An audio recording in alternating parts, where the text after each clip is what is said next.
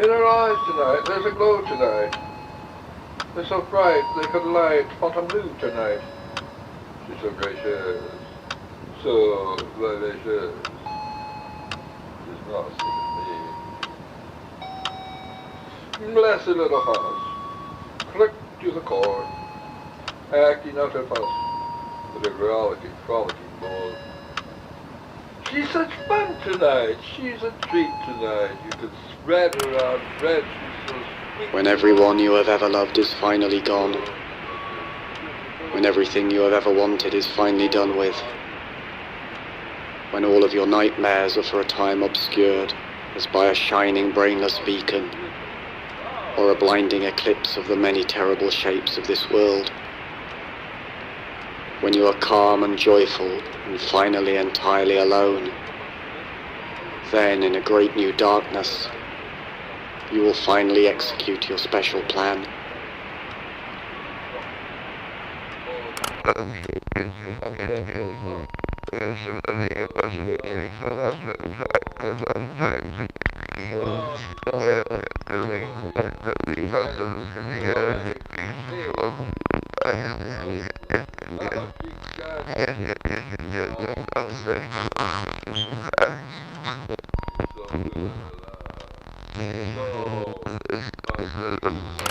One needs to have a plan, someone said, who was turned away into the shadows, and who I had believed was sleeping or dead. Imagine, he said, all the flesh that is eaten, the teeth tearing into it, the tongue tasting its savour, and the hunger for that taste. Now take away that flesh, he said. Take away the teeth and the tongue, the taste and the hunger. Take away everything as it is. That was my plan, my own special plan for this world. I listened to these words, and yet I did not wonder if this creature whom I had thought sleeping or dead would ever approach his vision, even in his deepest dreams, or his most lasting death. Because I had heard of such plans, such visions, and I knew they did not see far enough. That what was demanded in the way of a plan needed to go beyond tongue and teeth and hunger and flesh, beyond the bones and the very dust of bones and the wind that would come to blow the dust away. And so I began to envision a darkness that was long before the dark of night, and a strangely shining light that owed nothing to the light of day.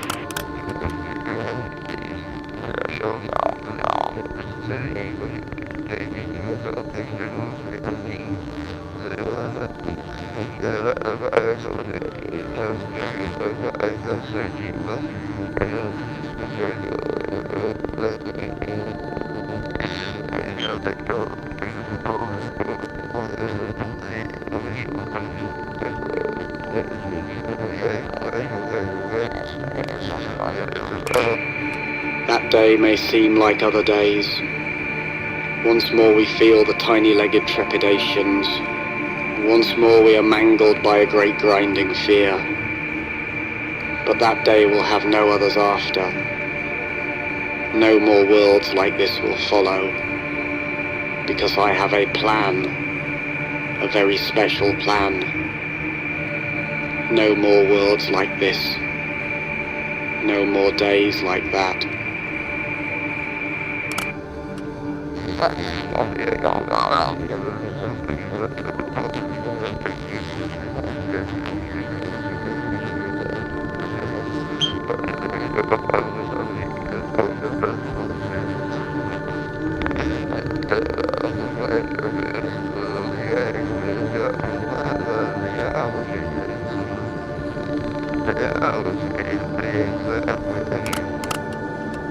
There are but 4 ways to die, a sardonic spirit might have said to me. There is dying that occurs relatively suddenly. There is dying that occurs relatively gradually. There is dying that occurs relatively painlessly. There is the death that is full of pain. Thus, by various means they are combined, the sudden and the gradual, the painless and the painful, to yield but 4 ways to die, and there are no others. Even after the voice stopped speaking, I listened for it to speak again. After hours and days and years had passed, I listened for some further words. Yet all I heard were the faintest echoes reminding me, there are no others. There are no others. Was it then that I began to conceive for this world a special plan?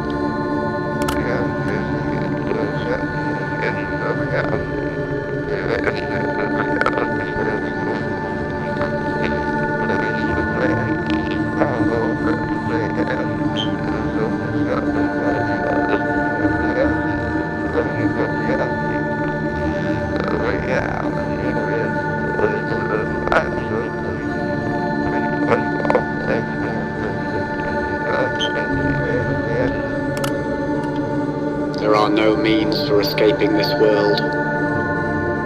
It penetrates even into your sleep, and is its substance. You are caught in your own dreaming, where there is no space, and are held forever where there is no time. You can do nothing you are not told to do. There is no hope for escape from this dream that was never yours. The very words you speak are only its very words, and you talk like a traitor under its incessant torture.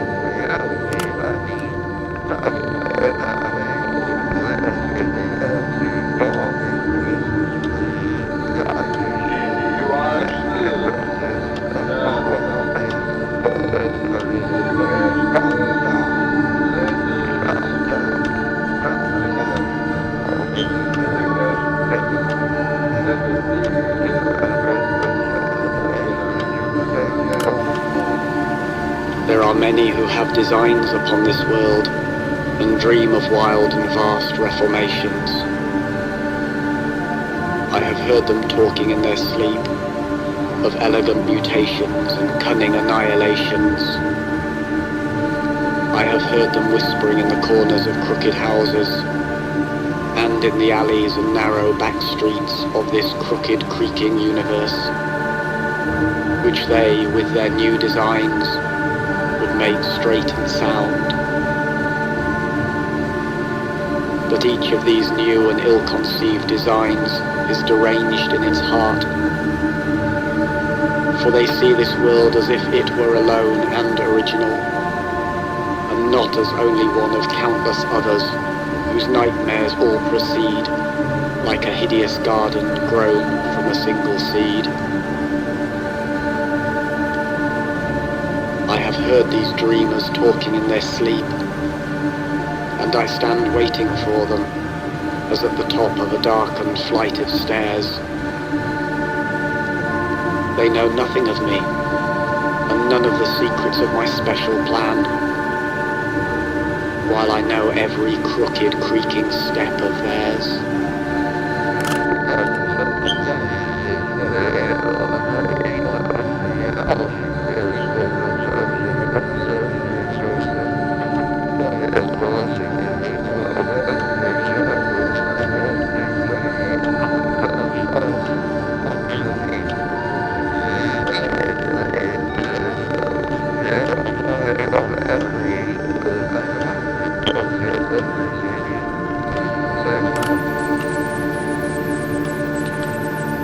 It was the voice of someone who was waiting in the shadows, who was looking at the moon and waiting for me to turn the corner and enter a narrow street and stand with him in the dull glaze of moonlight.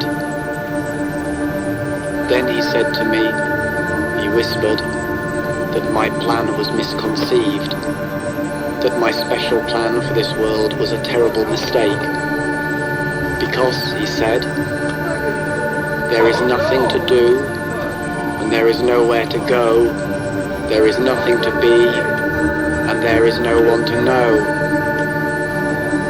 Your plan is a mistake, he repeated. This world is a mistake, I replied.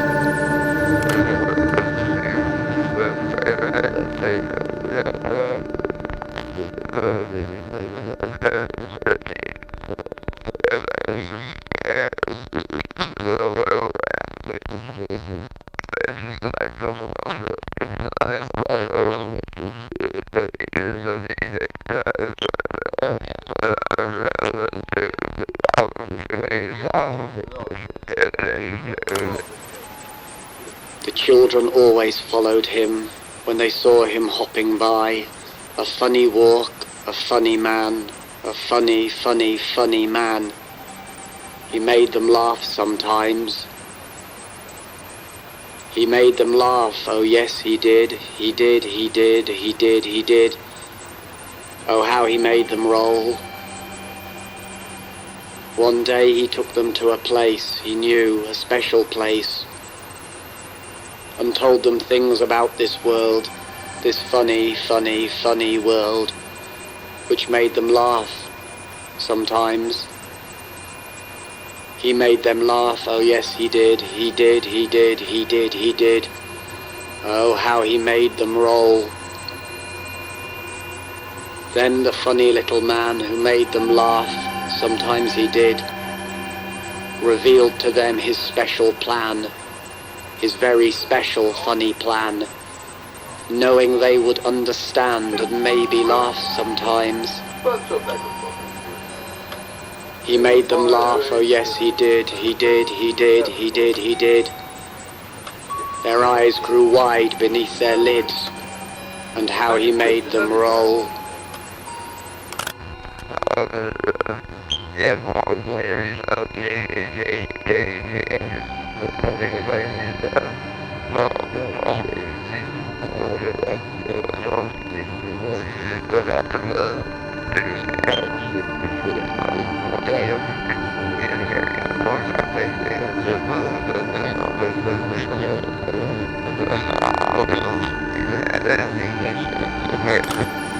I first learned the facts from a lunatic in a dark and quiet room that smelled of stale time and space.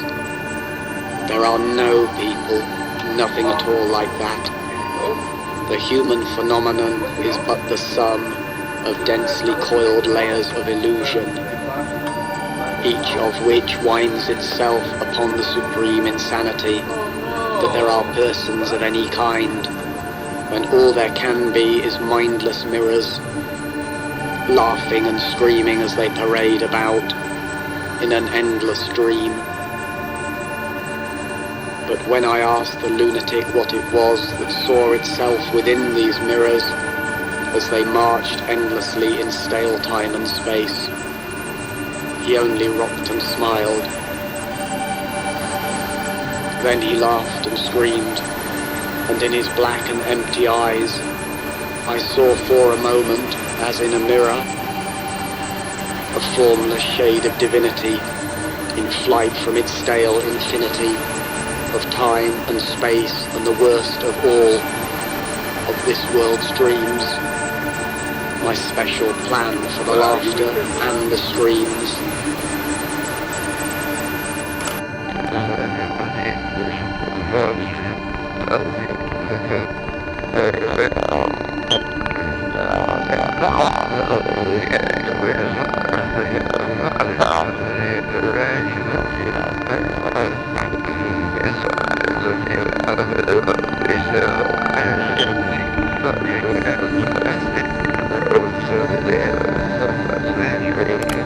We went to see some little show that was staged in an old shed past the edge of town, and in its beginnings all seemed well. The miniature curtained stage glowed in the darkness, while those dolls bounced along on their strings before our eyes, and in its beginnings all seemed well. But then there came a subtle turning point which some had noticed, and I was one who quietly left the show, though I did not, because I could see where things were going. As the antics of those dolls grew strange, and the fragile strings grew taut with the tiny pullings of tiny limbs. The others around me became appalled and turned away and abandoned the show that was staged in an old shed past the edge of town. But I wanted to witness what could never be. I wanted to see what could not be seen. The moment of consummate disaster, when puppets turned to face the puppet master.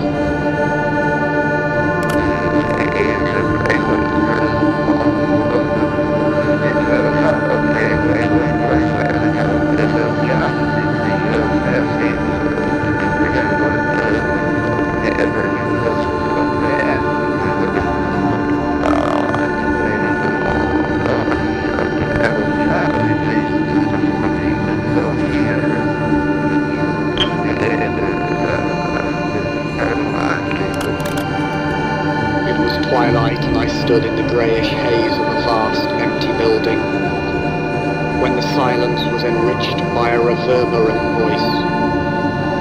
All the things of this world, it said, are of but one essence, for which there are no words.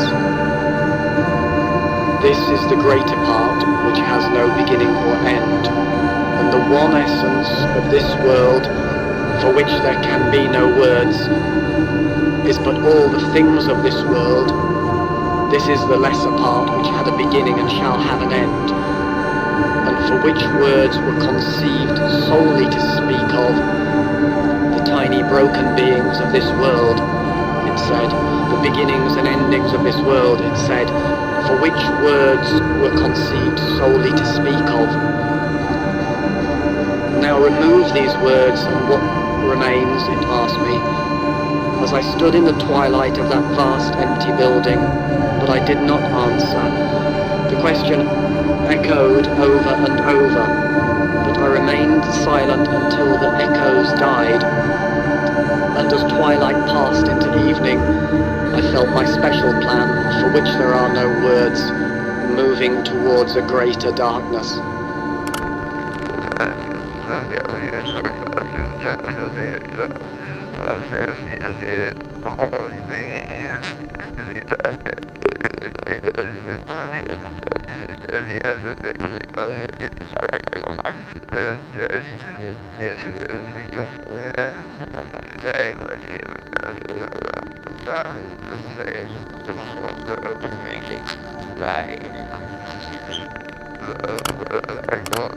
There are some who have no voices, or none that will ever speak, because the things they know about this world, and the things they feel about this world, because the thoughts that fill a brain that is a damaged brain, because the pain that fills a body that is a damaged body, exist in other worlds, countless other worlds, each of which stands alone in an infinite empty blackness for which no words have been conceived, and where no voices are able to speak.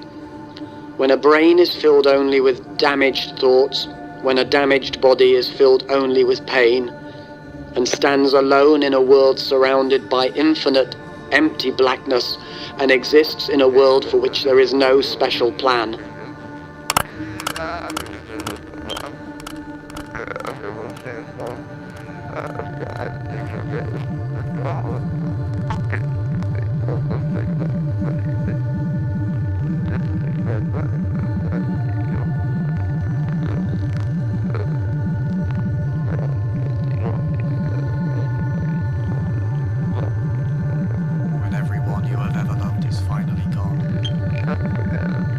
When everyone you have ever loved is finally gone, when everything you have ever wanted is finally done with, when all of your nightmares are for a time obscured as by a shining brainless beacon or a blinding eclipse of the many terrible shapes of this world, when you are calm and joyful and finally entirely entirely alone, then in a great new darkness, you will finally execute your special plan.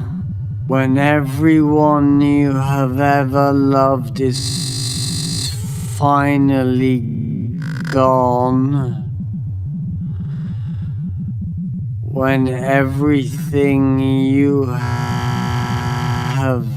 ever wanted is finally done with,